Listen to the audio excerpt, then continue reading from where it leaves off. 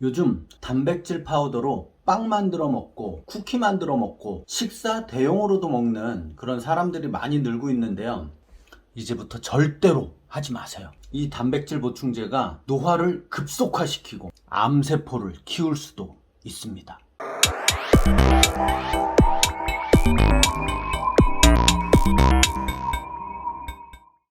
안녕하세요, 당린이 여러분, 반갑습니다. 혈당 때문에 빵 못 드시는 분들, 다이어트 때문에 빵 못 드시는 분들, 요즘 단백질 파우더를 이용해서 빵을 만들어 먹으면 혈당도 안 오르고 다이어트에도 좋고 건강에도 좋다고 해서 많이들 만들어 먹고 계시더라고요. 맛도 좋고 건강에도 좋으면 정말 좋을 것 같아서 저도 한번 만들어 먹어볼까 해서 어떤 단백질 파우더가 좋을지 막 알아보고 있었거든요.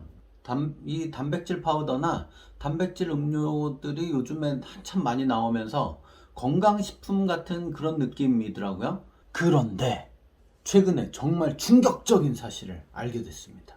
올 초, 그러니까 2021년 1월에 세계적으로 가장 저명한 학술지인 네이처에 이 단백질을 과잉 섭취하게 되면 노화가 급속화되고 심지어는 암 성장을 도울 수도 있다고 실렸습니다.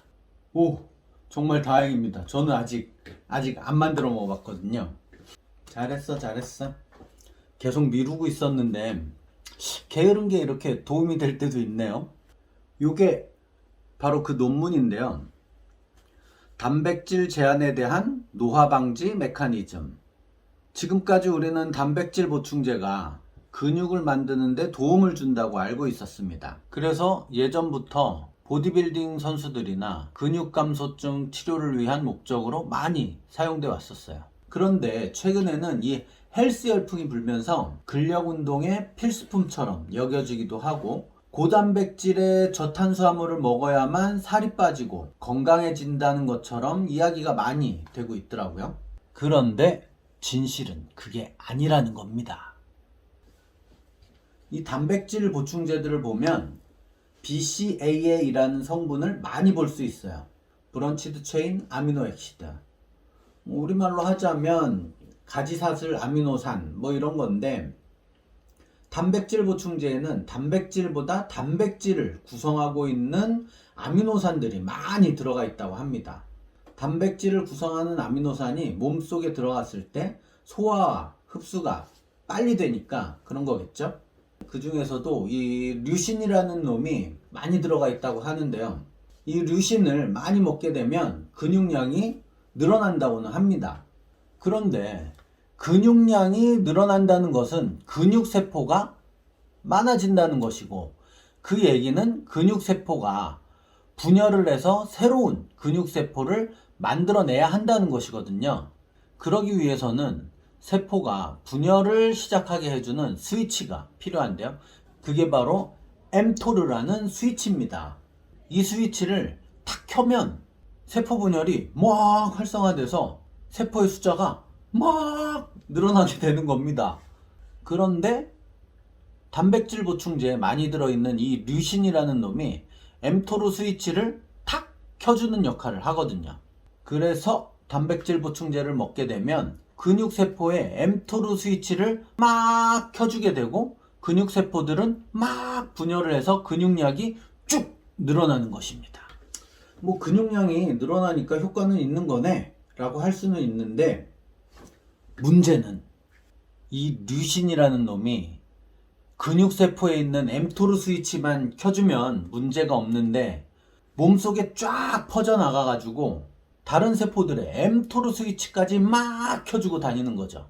그러다 보니 세포들도 다 계획이 있는데 이 류신 과잉 때문에 분열할 때도 안 됐는데 분열을 하게 되는 상황이 발생하는 것이죠. 우리 몸속의 세포들은 무한정 분열할 수 있는 게 아니거든요. 이 세포라는 게 정해진 만큼 분열을 하고 난 다음에는 노화로 사멸을 하게 돼 있거든요.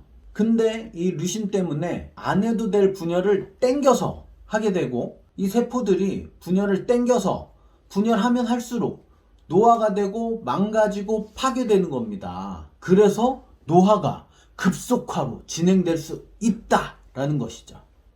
그런데 여기서 중요한 건 우리 몸속에 죽지 않고 분열할 수 있는 세포가 있다라는 것입니다. 그 중에서도 제일 악독한 놈들이 암세포라는 것이죠. 이 암세포에 류신을 계속 공급해주면 어떻게 될까요? 이 암세포가 더 빨리 계속 분열을 해서 성장하는 것이죠.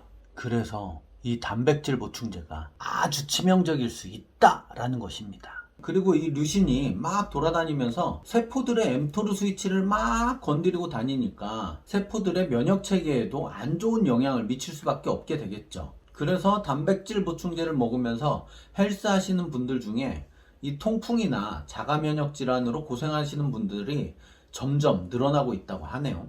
그런데 우리나라 식단을 조사해 보면 이미 충분히 단백질을 제공하고 있어서 굳이 단백질 보충제를 먹으면서까지 건강을 챙길 필요는 없다라고 합니다. 하지만 헬스 진짜 빡시게 해가지고 진이 다 빠졌다면 뭐 그런 경우에는 도움이 될 수도 있다고 합니다. 그래도 음식을 통해서 단백질을 보충하는 것이 더 안전하다고 하네요. 반면에 소화 흡수가 현저하게 떨어지는 노인분들에게는 오히려 단백질 보충제가 필요하고 효과적이라고 합니다. 더군다나 이가 안 좋아지면서 단백질 섭취하는데 어려움이 있으신 어르신분들에게는 이 단백질 보충제가 큰 도움이 된다고는 하네요. 솔직히 단백질 파우더로 혈당 안 오르고 살도 안 찌는 빵을 만들 수 있다고 해서 기대는 좀 했었거든요. 근데 시작도 못하고 이게 뭡니까? 그래도 어쩌다 한번 만들어 먹는 건 괜찮지 않을까? 가끔 엄마 몰래 불량식품 사 먹는 그런 느낌? 하지만 저는 해먹지 않겠습니다. 아니 혈당 오를까봐 무서워서 빵도 못 먹는데 노화가 촉진되는 빵을 굳이 만들어 먹을 필요까지 있겠습니까? 그런데 대신 식물성 단백질에는 이 류신 함량이 엄청 낮다고 하네요. 그래서 저는 요 아몬드 분말이나 콩가루 같은 걸 이용해서 베이킹을 한번 해볼까 계획 중에 있습니다. 그러고 보니까 지난번에 단백질바 비교해드렸던 영상 있잖아요. 제가 성견지명이 좀 있었던 것 같습니다. 역시 우리나라 단백질바가 견과류 위주로 만들어가지고 훨씬 더 좋았던 것 같아요. 이번에 유엔에서 우리나라 선진국이라고 선포했더라고요. 역시 대한민국 최고입니다. 조만간 저도 아몬드 가루나 콩가루로 베이킹에 도전해서 영상 한번 올려보도록 하겠습니다. 자, 여러분 이 영상 여기까지 확인하셨다면 이왕이면 구독과 좋아요까지 꾹 눌러주시기 바랍니다. 안녕.